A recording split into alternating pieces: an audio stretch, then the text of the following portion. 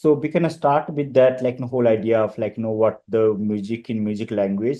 they use the term a speech dub. In a speech dub, what happens that you pick up one speech or maybe like, one sentence of the speech from like,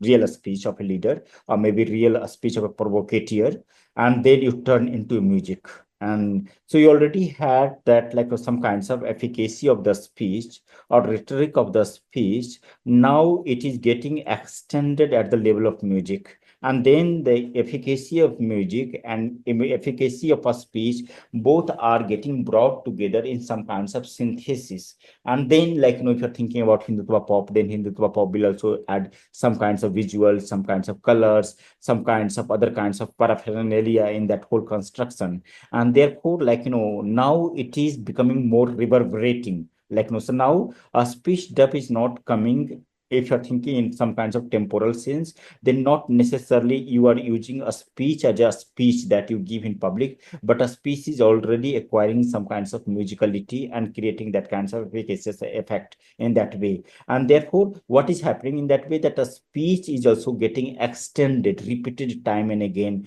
recurring time and again, and then almost it becomes so participatory that all the participants who are going to be part of this assembly or going to dance in that assembly, that now they remember it, like it becomes like that, almost you are remembering it, it become part of your memory. But yeah, so that is one thing happening, that how a speech is getting extended at the level of music. And then a speech, so one can say, we can make an argument that how now a speech that was provocating your mind or maybe provocating your language are becoming part of your body, it is